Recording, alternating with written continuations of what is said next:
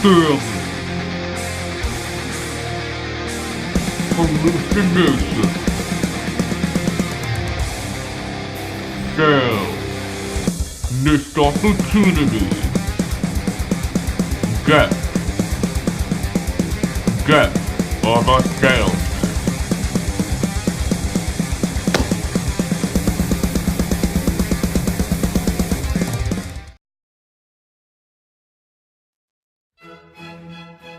Death of a Salesman was an award-winning play hauling in several Tony Awards for both its debut and revival. In addition to taking Broadway by storm, Arthur Miller's masterpiece received positive feedback in the UK, Germany, and China, appealing to the working man across oceans. Hello, I am Alice Stone, and welcome to this special edition analysis of Death of a Salesman. I am pleased to be joined by my fellow directors, Eleanor Ludlow and Faith Brown, an award-winning author of the play, Arthur Miller. Mr. Miller, thank you for joining us today. My pleasure, Eleanor. Just shows I had nothing better to do today, in the afternoon, on a Saturday. You know what they say, retirement is having nothing to do and someone always keeping you from doing it. Were there any literary perspectives that you used to help you write the play? Yes, in fact, I tried to incorporate the ideas of several late authors into my work. I don't suppose you've heard of, let's see here, Nathaniel Hawthorne or Henry David Thoreau? Yes, I think I recall reading their works in high school. Are there any specific scenes you'd like to talk about where their views may be applied? Sure. I suppose I could let you ladies in on some of my literary secrets. Excellent. Tell us a scene in which Hawthorne's perspectives are portrayed through your characters. Well, there's a scene in Act 1 on page 38 of the play. I think that's where it is. It's been a while. Ah, here it is. Let's take a look. Jim? Jim! Sorry, I'm working on it. I was trying. What is he doing out here? Shh.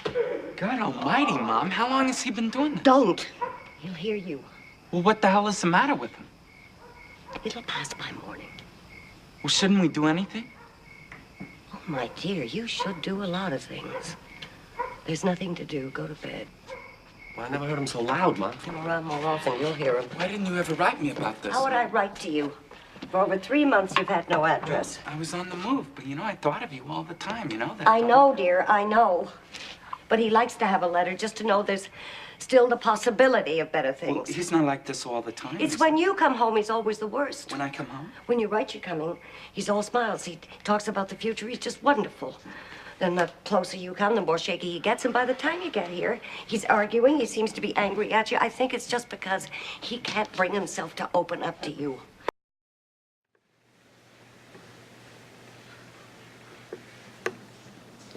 Now, how are Hawthorne's ideas displayed in this scene?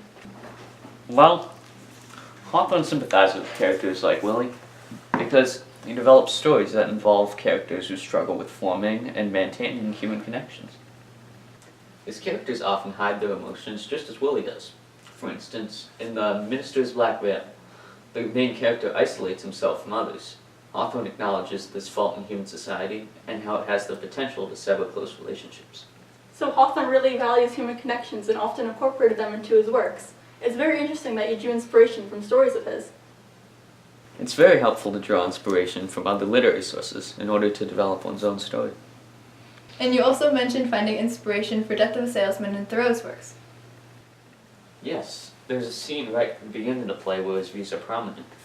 It happens just as the protagonist, Willie Loman, comes home from a trip. Think you can do your job this time, Jim?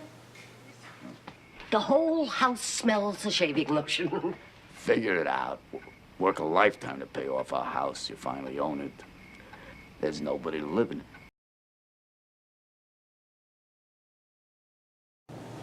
Willie Loman's epiphany, at this point, reflects Thoreau's main points in Walden, that which read in disdain of the constraints socioeconomic customs had on the American working man.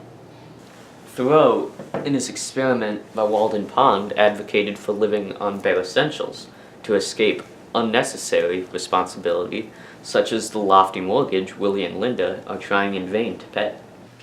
Lowman? Low man? Did you intend for that to imply that he is a low man? Like, has he hit rock bottom, or is he suffering from depression?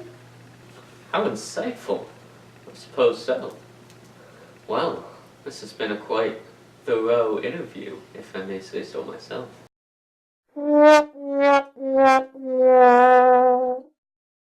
That's a good one.